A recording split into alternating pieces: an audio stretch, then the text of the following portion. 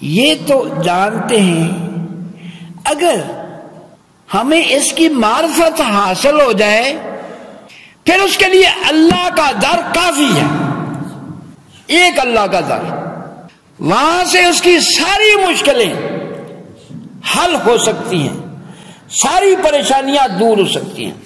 اب ایک در کافی ہے.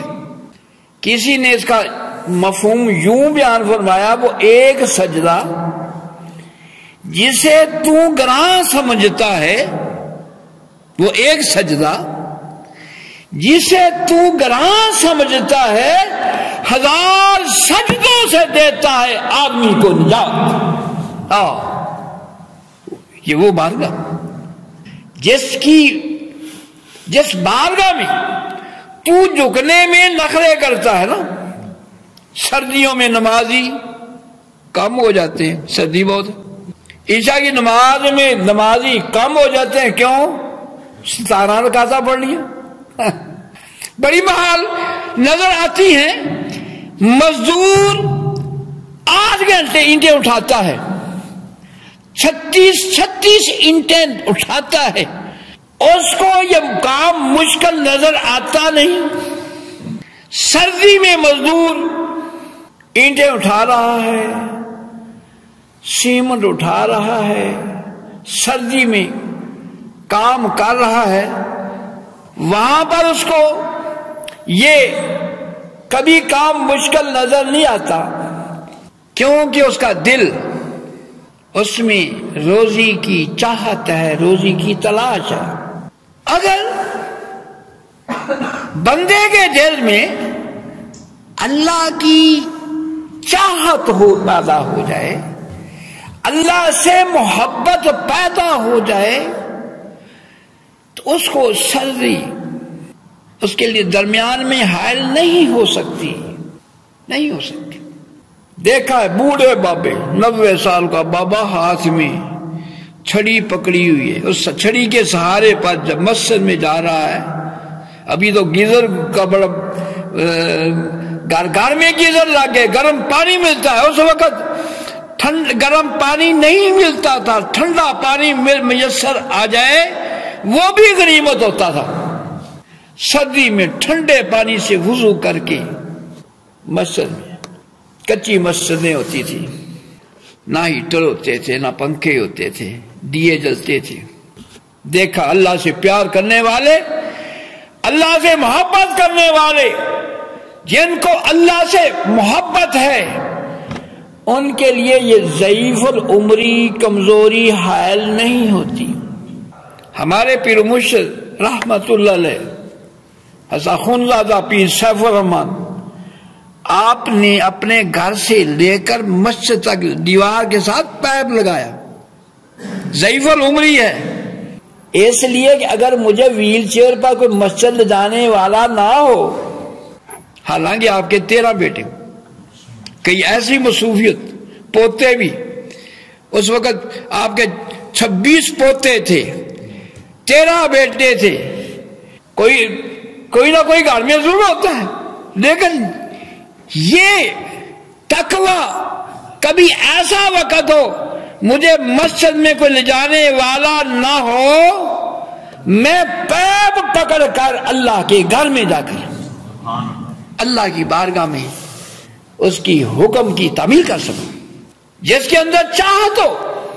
میں نے اپنے بچپن میں 5ویں کلاس میں پڑھتا تھا، دیکھا ایک نوجوان ہے، دونوں ٹانگوں سے اپاہج ہے، اس نے پشت پر چمڑا باندھا ہوا اور ہاتھ میں 2 ایسے مٹھیاں سی تھی.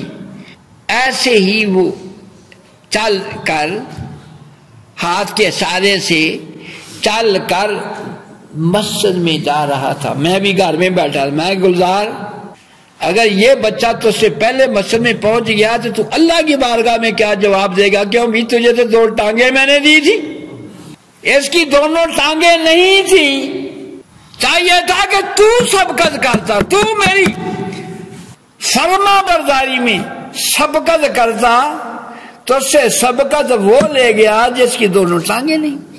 عرض کرنے کا مقصد دونوں ٹانگیں نہیں ہیں، لیکن پھر بھی مسجد میں، اللہ کے گھر میں اللہ کی عبادت اور بندگی کے لیے جا رہا ہے۔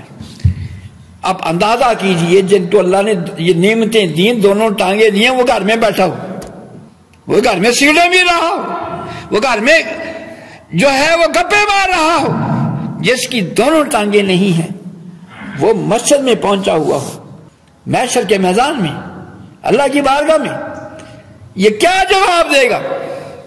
عام طور پر مشہور ہے مانا حرامی حجتاں ڈیر، مانا حرامی ہے تو کئی بہانے بنتے ہیں۔ اگر اندر ایمان کی روشنی ہے تو پھر کوئی بہانہ ہو بھی کام کر جاتا ہے۔ تو میں عرض کر رہا تھا صراط مستقیم کی، صراط مستقیم کون سا ہے؟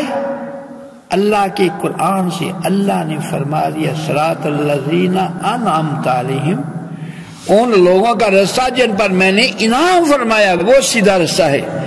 ساتھ میں یاد کر رہا تھا علی تھے، نام ہے علی، رہتے تھے افغانستان ہجویر میں، انہوں نے مرشد کامل، رہبر کامل پیر والد صاحب بھی فرما گئے بنا مرشد و راہ نہ ہاتھ آوی، دودھ و باج نہ پک دی کھیر میاں، جیسے بغیر دودھ کے کھیر نہیں پک سکتی ایسے ہی بغیر مرشد کامل کے راہ حق حاصل نہیں ہوتا۔